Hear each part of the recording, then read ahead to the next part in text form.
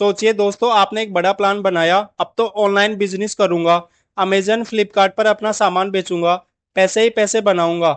लेकिन जैसे ही seller registration करने जाते हो सामने पॉपअप आ जाता है, प्लीज एंटर जीएसटी नंबर, और आप सोच में पड़ जाते हो, ये जीएसटी नंबर कौन सा नया पासपोर्ट है भैया, क्या इसके बिना ऑनलाइन बिजनेस की फ्लाइट ही नहीं पकड़ सकते? तो घबराइए मत, आज हम आपको मजेदार तरीके से समझाएंगे कि आखिर जीएसटी नंबर क्या है, क्यों जरूरी है।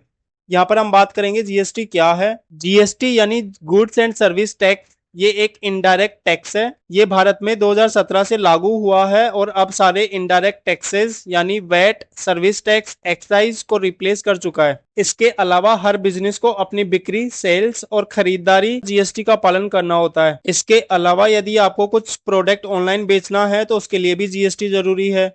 आगे हम बात करते हैं जीएसटी लेने के फायदे। ई कॉमर्स पर सेलर बन सकते हैं। इसके अलावा ग्राहकों को जीएसटी बिल दे सकते हैं। इसके अलावा इनपुट टैक्स क्रेडिट मिलता है।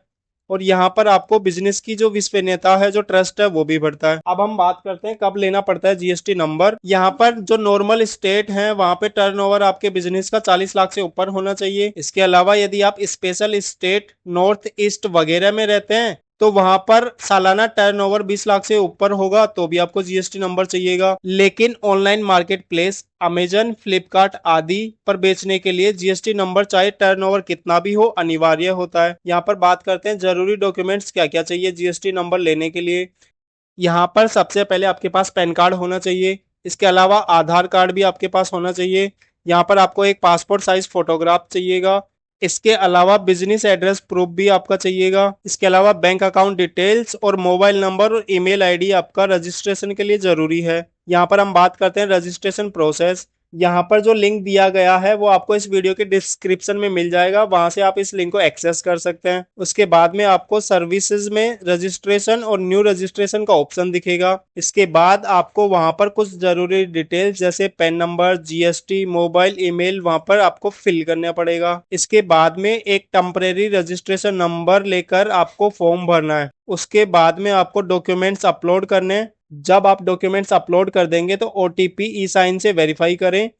इसके बाद में आप देखेंगे कि आपका जो 15 डिजिट का जीएसटी नंबर है वो आपको मिल जाएगा। यहाँ पर बात करते हैं जीएसटी रिटर्न फाइलिंग की। जीएसटी नंबर मिलने के बाद हर महीने या 3 महीने में जीएसटी रिटर्न भरना पड़ता है।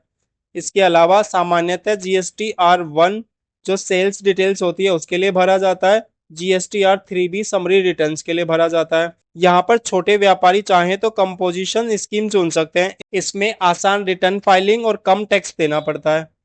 यहाँ पर बात करते हैं फीस और खर्च की। ऑनलाइन सेल्फ रजिस्ट्रेशन बिल्कुल फ्री है, उसमें किसी प्रकार का कोई रुपए नहीं लगता। अगर किसी सीए या एजेंट से करवाते हैं तो 1,000 से 3,000 रुपए चार्ज कर सकते हैं। तो दोस्तों अब तो साफ हो गया होगा, जीएसटी नंबर लेना कोई रॉकेट साइंस नहीं है, बस थोड़े से स्टेप हैं और आपका बिजनेस बन जाएगा एकदम लीगल टॉप क्लास।